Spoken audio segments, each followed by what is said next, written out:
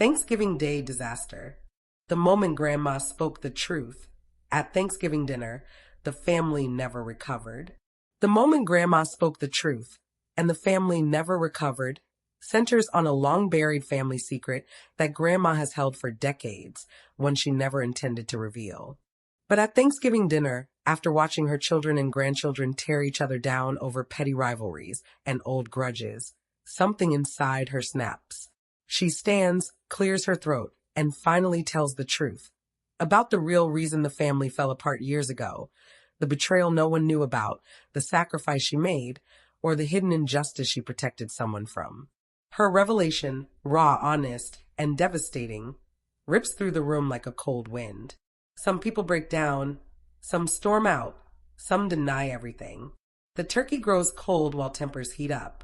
What was supposed to be a holiday of gratitude becomes the moment the entire family is forced to confront the lies they've lived with. And after that night, nothing is the same. Relationships fracture. Alliances shift. Truth demands accountability. And Grandma, exhausted but unburdened, finally feels free, while the rest of the family struggles to rebuild from the ashes of honesty. Welcome to African Stories by Asada, the Cynic Driver's YouTube channel. Where are you watching from? Before we dive into the Thanksgiving True Life series, we encourage you to rate the video and tell us in the comments below if you can relate to this story or know someone who actually went through it. Let us know where you are watching from. Like, share, and subscribe so that you will be the first to be notified of our next video coming up. I never planned to speak that day. I woke up on Thanksgiving morning with the same quiet resolve I had carried for 38 years. Smile. Cook. Pass the mashed potatoes. Keep the peace. At 81, my bones ached more than they used to, and my eyes blurred at the edges, but my mind was still sharp enough to remember everything I wished I could forget. I watched my children, Michael, Diane, and Peter, move around my kitchen with forced cheerfulness, each of them carrying private resentments like bruises no one addressed. Their spouses exchanged polite glances, and my grandchildren hovered like satellites unsure which planet had a stable orbit. I had kept this family afloat for decades by holding silence like a shield, but the older I became, the heavier the shield felt, and the more I wondered whether protecting them had ever been the right thing.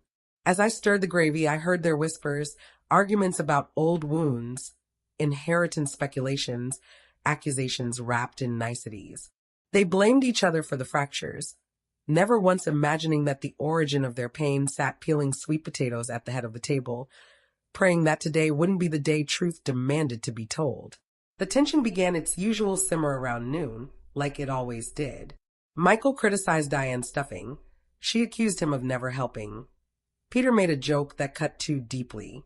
They glanced at me again and again, expecting the same grandmotherly smile I had always offered, the same deflection that kept the peace. But something inside me shifted that morning, a pressure that had been building for decades. Perhaps it was the way Diane's voice trembled when she mentioned money. Perhaps it was the haunted look in Peter's eyes, the one he inherited from his father, the man whose shadow had never left this house. They thought they knew why the family splintered years ago. They thought their father's accident, falling asleep at the wheel, hitting that tree, was the tragedy that broke us. But they never knew what led him to that dark, lonely road, nor the storm that came before it. I alone carried that knowledge like a stone in my chest. I alone carried the guilt of what I had endured, the betrayal I swallowed, and the terrible choice I made to shield them from a truth that could have destroyed their childhood. But children grow up, and truth grows restless. I looked at each of them, the adults they had become, shaped by a lie meant to protect them. I remember tucking them into bed on nights their father didn't come home, telling them he was working late when I knew exactly where he was. I remembered the whispers from neighbors, the phone calls I pretended not to overhear, the lipstick stains I scrubbed from shirts like a loyal soldier protecting a sinking ship. Their father, Anthony, was not the man they had built pedestals for in their memories. He was charming, yes, and the children adored him. But he was reckless, irresponsible, and dangerously entangled with people whose names I dared never speak. He made promises he never intended to keep, and debts he expected me to cover. Emotional, financial, and moral. I spent years maintaining the illusion of a stable home so they could grow without fear. I lied to teachers, pastors, relatives, everyone. I covered overdrafts, negotiated with loan sharks. Yes, actual loan sharks when he borrowed money he couldn't repay. I endured bruises of the soul, ones no doctor could see. And I never spoke a word, because I believed then that silence was the price a mother paid for her children's innocence. The breaking point came one winter night, long before the accident. Anthony had fallen in with a group of men who ran an underground gambling operation. He owed them more than we even had in our savings. One night, after losing far too much, he came home drunk and desperate. He shook me awake, begging me to take out a second mortgage on the house. The house wasn't just a house. It was the safe haven my children saw as permanent, the one thing I believed was unshakable. When I refused, he grabbed my shoulders so tightly I could feel the bruises forming instantly. He told me that if I didn't comply, these men would come after all of us. I still remember the way his breath smelled: whiskey, fear, and guilt. I made a choice that night, a choice that would define the rest of my life. I got dressed, went to the bank, and emptied my small secret savings, the one fund I'd kept hidden for emergencies, and gave it to him. It wasn't enough to get him out of danger, but it bought time. Time for him to get deeper into darkness. Time for me to devise a desperate plan to protect my children. The plan came when I overheard Anthony making arrangements to leave us, not for safety, but to start a new life with a woman he'd been seeing for nearly a year. She worked at the same bar he frequented. Her name was Elena. He told her he would leave me after the holidays, once he figured out how to avoid the debts he owed. He thought I was asleep when he whispered those promises into the phone. But I heard everything. I felt my world collapse quietly, like snow falling from a roof. Silent, inevitable. I knew that if he left without settling the debts, those men would come knocking. And they wouldn't care that there were children upstairs dreaming of sugar cookies and Santa Claus. I had 3 children to protect. I had a house that represented every sacrifice of my life. I had a marriage that had become a hollow structure threatening to crush us from within. And so I did something I never imagined I would do. I confronted the men he owed. I walked into their warehouse at dusk, wearing my best church coat, hands trembling, and told them Anthony would not be paying. I would handle it. Somehow. Some way. They laughed at first. I was just an older woman then, not as old as I am now, but old enough that they underestimated me. One of them, a tall man with a scar across his cheek, leaned down and asked if I understood who they were. I said yes. I said I also understood what fear looked like, and that I had lived with it in my home long before they ever entered the picture. I offered them something they hadn't expected, every asset in my name. Not to pay off Anthony's debt, because that sum was far too large, but to guarantee my children's safety. I told them that if anything ever happened to my children, if they ever disappeared or were harmed in any way, I would go straight to the police with everything I knew. I may have sounded terrified, but I meant every word. I leveraged the only thing I had left, my willingness to destroy myself if it meant saving my children. They looked at me with something resembling respect, or maybe surprise. They agreed to leave my children alone, but they warned me Anthony was out of time. And if I couldn't make him disappear from their radar, they would. That night, I returned home and found Anthony passed out on the couch. I stood over him, feeling a surge of grief so deep it hollowed out my chest. I realized then that no matter how much I loved the father of my children, I would not allow him to drag them into danger. I decided to send him away, not out of cruelty, but out of survival. When he woke, I told him everything. I told him I knew about Elena. I told him I knew about the debts. I told him I had confronted the men he feared more than jail. His face turned ashen. For the first time in years, he looked at me with something like remorse. I handed him an envelope with every dollar I had saved for emergencies, my last financial cushion. I told him he needed to leave before the men changed their minds. I told him to go far, change his name, disappear. He agreed, or so I thought. He packed his bags, hugged the children with the fake tenderness he was so good at performing, and drove away in the cold dawn. I believed, foolishly, that I had saved him too. But some men choose destruction. 3 weeks later, on a rainy December evening, the police knocked on my door. The children were already asleep. The officers had dripped rainwater onto my porch as he told me Anthony's car had been found wrapped around a tree on Route 9. Single vehicle accident. No skid marks. No sign he tried to stop. They said he was driving too fast for the weather. They didn't know he had been running, not from rain, but from men who never forgot debts. I knew instantly what had happened, though no one ever said it aloud. I knew someone had chased him or cornered him or run him off the road. I knew he died terrified. I also knew that speaking would put my children in danger. So I nodded gently at the officer, accepted his condolences, and walked back inside to a house that suddenly felt colder than winter itself. I told the children in the morning. They cried, and I held them until my shirt was soaked with their grief. And I let them believe it was an accident. I let the world believe it. I went to bed that night whispering apologies into the darkness, not for his death, but for the truth I buried. In the months that followed, the silence became part of my bloodstream. I built a new life for my children without ever letting them glimpse the nightmare I had walked through on their behalf. They were too young to understand the complexity of adult failures, too innocent to know what their father had become. I shielded them from the whispers in town, from the rumors about his gambling, from the speculation that the accident wasn't an accident at all. I held down 2 jobs, day shifts at the library and night cleaning offices, just to keep the house paid for. Diane developed nightmares, waking up crying for her father. Michael withdrew, becoming angry and rebellious. Peter became too quiet, too watchful. They were all trying to survive the loss in their own ways, and I tried to be everything: mother, father, provider, protector, liar. I told myself it was the right thing. I told myself I was building a safe world for them on my own shoulders. But lies, no matter how noble the intention, do not dissolve with time. They calcify. They reshape lives in ways we can't predict. My silence became the foundation of their resentment, though they never knew what they were resenting. Years passed. The children grew up, each carrying a different interpretation of their father's legacy. Michael believed Anthony was a tragic hero. Diane believed he was a flawed but loving father taken too soon.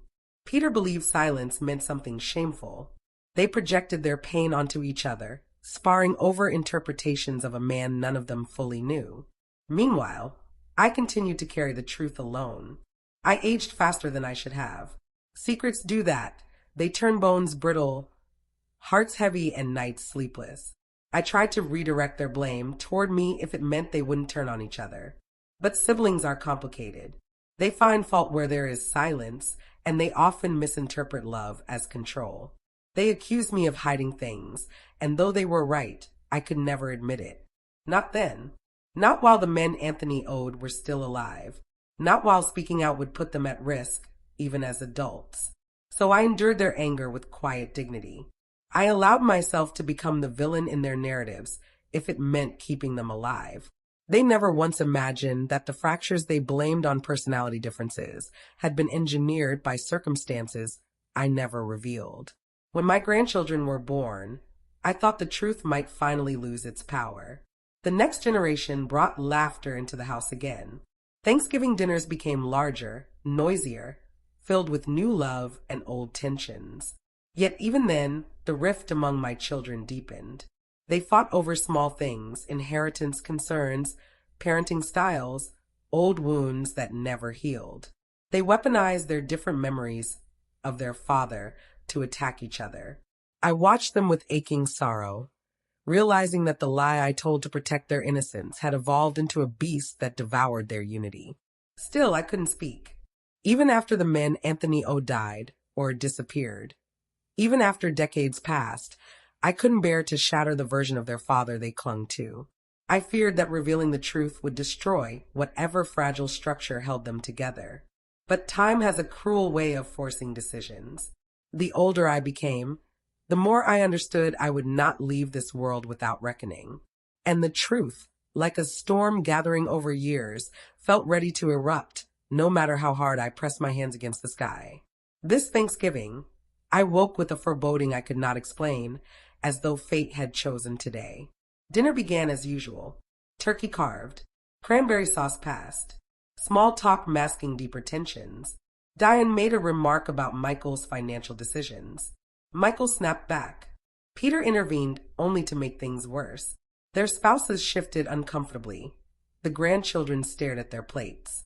I felt something break inside me, not a bone, but a dam. A dam I had reinforced with silence for nearly 4 decades. Suddenly, I couldn't breathe. I couldn't listen to them tear each other apart over illusions anymore. My hands trembled. My heartbeat thudded like a warning drum. I stood slowly, pressing my palm against the table to steady myself. They all stopped talking. Everyone looked at me. For a moment, I considered sitting back down, swallowing the truth one more time. But my voice rose unexpectedly, cracked but firm. Enough, I said, the single word slicing through decades of dysfunction. Their faces shifted, from annoyance to confusion to concern. I felt 81 years of pain, fear, sacrifice, love, and silence gather in my chest like a tide about to break. I did not plan what I said next. It simply erupted, raw and unfiltered. You want to know why this family has never been whole? It's time you learn. The room went painfully still. Forks suspended midair. Children stopped squirming. Even the fireplace seemed to quiet itself. I took a deep breath and felt the truth claw its way up through my ribs, demanding release. Your father did not die in an accident, I began. 3 gasps echoed around the table. Michael's face drained of color. Diane whispered a trembling, "What?" Peter stared with wide, haunted eyes. I saw their childhoods flash through their expressions, their grief resurfacing in real time. But I couldn't stop now. He was running from people he owed money to. Dangerous people. People who threatened this family. My voice shook, but I forced myself to continue. I confronted them. I negotiated for your lives. I emptied my savings, I begged, I bargained. And when I realized your father wasn't going to change, I told him to leave to protect you 3. My children stared at me as if I had become a stranger. He tried to run, I whispered, but he didn't run fast enough. The silence wasn't relief. It was chaos tightening its grip. The story I had shielded them from for decades hung in the air like smoke, suffocating and irreversible. I folded my hands in my lap and breathed in slowly, trying to steady a voice that felt like it belonged to someone else. My children stared at me, 3 pairs of wounded eyes waiting for answers they never knew they needed. I had told them pieces before, softened versions, half-truths meant to soothe. But now, after everything else I had revealed, they deserved the full shape of what happened that night. I remember every detail of how the police told me, I began quietly. It was close to midnight. Rain had been falling for hours, one of those cold, relentless winter rains that soaks through everything. You were all asleep upstairs. I heard knocking at the front door, strong and steady. I knew before I opened it that something was wrong. I paused, remembering the officer's face, the weight of his expression. The policeman stood there with water dripping from the brim of his hat.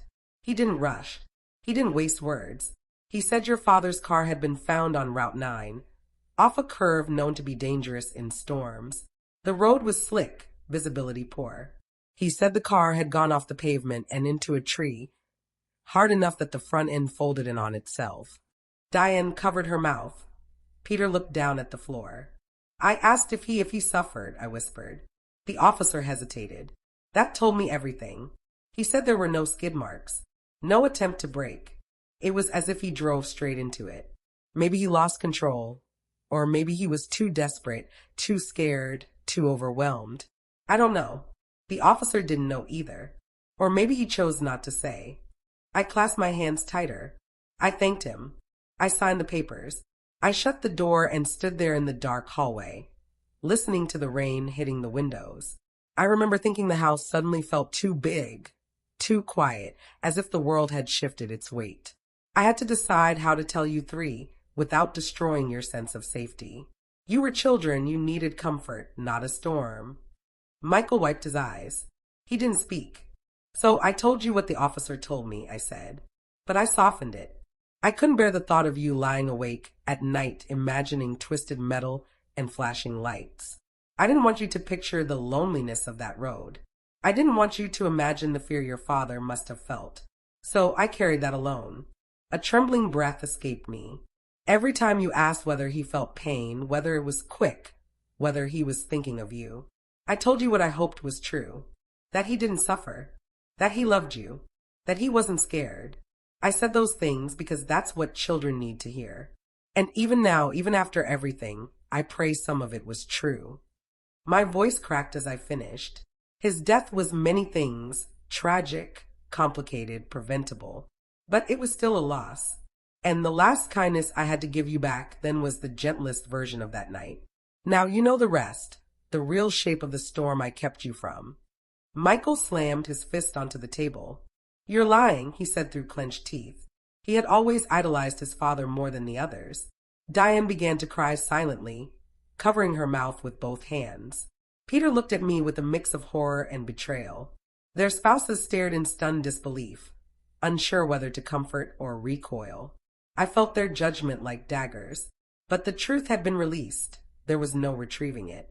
Why didn't you tell us? Diane choked out. The question echoed with decades of pain. Because you were children, I replied. Because I wanted you to grow up believing you were loved, not abandoned. Because knowing the truth would have destroyed you when you were too young to survive it. Peter shook his head. We spent our entire lives thinking he died a hero. His voice cracked. You let us believe that. Tears finally spilled from my eyes. I wanted you to have something good to hold onto, I whispered. He was your father. I didn't want his darkness to define your childhood. But the truth, once spoken, becomes a weapon. Michael pushed back his chair violently, the legs scraping against the floor like an accusation. Michael stormed out of the dining room, his footsteps echoing up the staircase. Diane remained frozen, hands trembling, unable to look at anyone. Peter stood abruptly, knocking over his water glass, and paced the room like a trapped animal. Their spouses tried to anchor them, but the unraveling had already begun. My grandchildren watched with wide, confused eyes as the adults they trusted fractured in front of them. I felt the weight of every sacrifice, every silence, every compromise crashing down on me. I wondered if I had been wrong all these years. Had I overestimated their fragility? Had I underestimated their resilience? Or had I doomed them by trying to save them? When Peter finally spoke, his voice was colder than winter. You protected us from nothing, he said. We still grew up broken. We just didn't know why. His words hit harder than any blow. Diane wiped her tears and whispered, I thought Dad loved us. He did, I said through sobs, in the only ways he knew how. But love is not enough when demons are louder. They stared at me, not with gratitude or understanding, but with the hollow shock of people realizing their entire history had been rewritten. They demanded every detail. The debts, the threats, the other woman, the danger. I answered each question honestly, watching their faces crumble with each revelation. I told them about Elena, about the warehouse confrontation, about the second mortgage he demanded, about the night he attempted to leave us permanently, about the envelope of money I gave him. I told them I believed the men were responsible for his death, even if the police never officially said so. Every confession felt like peeling skin from bone. Diane cried uncontrollably. Michael remained upstairs, refusing to come down. Peter stared at me with the eyes of a man betrayed by the only parent he thought he could trust. You should have told us, he repeated. We could have processed this as adults. But you're not processing it now, I whispered. You're hating me for protecting you. Peter didn't respond. Diane finally said the words I feared most. You lied to us our whole lives. And she was right. I had lied. I lied out of love. But lies have no soft landings. Truth spoken too late is indistinguishable from betrayal. And in that moment, I realized there was no version of this story that could save us. The evening deteriorated quickly. Michael eventually came downstairs only to shout that I had ruined his memory of his father. Diane accused him of being selfish. Peter accused both of them of never seeing the cracks in the family because they were too absorbed in their own wounds. Spouses intervened, voices raised, chairs scraped, tears spilled. The turkey sat untouched on the table, growing cold. The grandchildren retreated to the living room, frightened by the chaos. I sat silently, feeling the storm swirl around me, decades of suppressed resentment erupting at once. I realized then that my silence had not protected them from pain. It had delayed it. And pain delayed is often pain intensified. It was as though my confession had opened a vault none of them were prepared to enter. All the old grievances resurfaced. Resentments about childhood favoritism, financial struggles, perceived abandonment, unfair expectations. Everything exploded at once. I watched the family I had fought so hard to preserve splinter in front of me, each fracture echoing a choice I made long ago. I had held the center for so long that I never imagined what would happen when the center finally collapsed. By the time the shouting died down, the family was irreparably broken. Michael left the house with his wife and children, vowing never to return. Diane retreated to the guest room, sobbing uncontrollably. Peter sat in the dining room chair, shoulders shaking with silent tears. He looked at me, his eyes hollow but searching. "Why did you carry it alone?" he asked quietly. I swallowed the lump in my throat. "Because I loved you more than I feared the truth," I whispered. "Because I thought I could absorb the pain for all of you." He shook his head slowly. "No one can take pain away. It just shifts." His words were gentle, not cruel, but they cut deeper than anger ever could. My grandchildren eventually returned to gather coats and leftovers in silence, their eyes darting between broken adults. I kissed each one on the forehead, unsure whether this would be the last time we'd all be under the same roof. When the door closed behind the last of them, the house felt impossibly quiet, heavy with the aftermath of honesty. I had finally spoken the truth, but instead of healing, it had shattered everything I had spent my life protecting. That night, I sat alone at the dining table, surrounded by half-finished plates and abandoned cups of cider. The candles had burned low, flickering like fading memories. I thought about Anthony, the man I loved, the man who hurt us, the man I tried to save, the man whose death became the lie that shaped our lives. I wondered whether keeping his secrets had been worth the cost. Had I given my children a kinder childhood? Or had I imprisoned them in illusions that doomed their adulthood? I don't know if there is a right answer. I only know that no mother wants her children to suffer. And sometimes love turns into something unrecognizable, a quiet monster made of shielding and silence.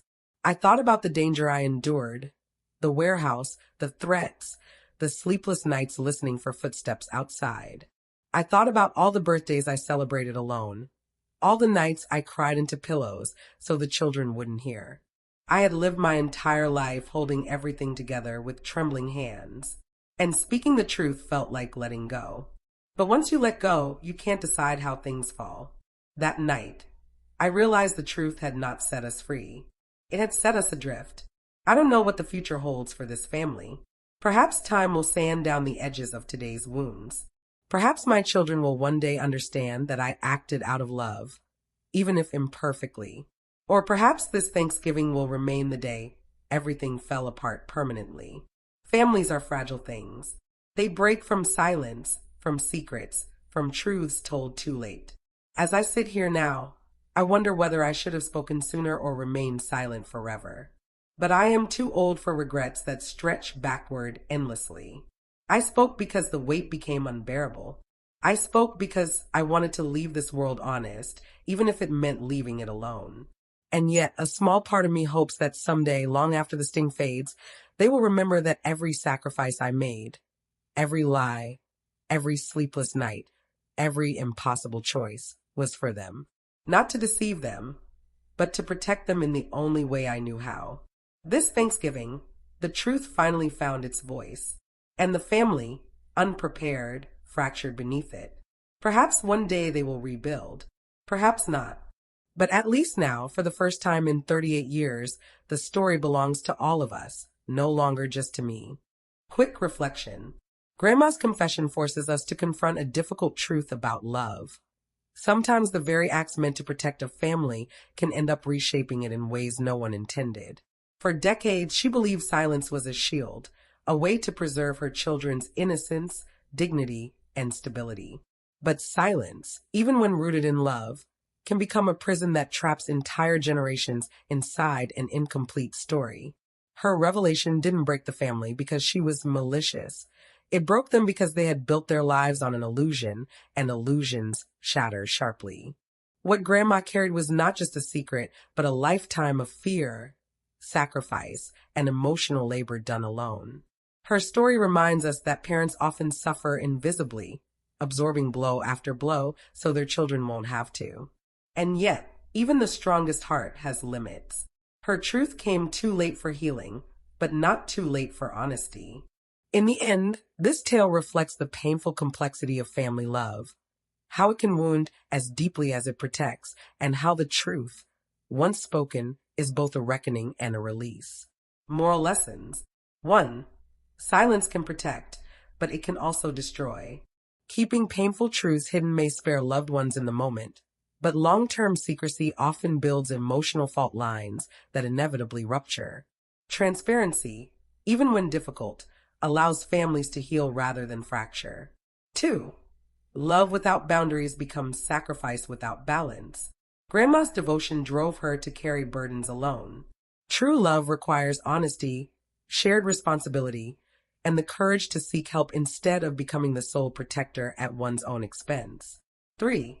Idealizing people prevents us from seeing the whole truth. The children clung to a perfect image of their father, but refusing to see someone's flaws can blind us to the realities that shape a family's future. Clarity is a form of protection. 4. Trauma buried is trauma transferred. When one generation suppresses pain, the next often inherits confusion, resentment, and emotional instability without understanding the source. Healing requires confronting wounds, not hiding them. 5. Truth spoken late can feel like betrayal, but truth unspoken can shape a lifetime. Both honesty and secrecy come with consequences. The challenge is choosing the moment that minimizes harm and preserves trust. Waiting too long can turn love into regret and honesty into devastation. Thanks for watching. Please leave comments, like, share, and subscribe so that you will be the first to be notified of our next video, coming up soon.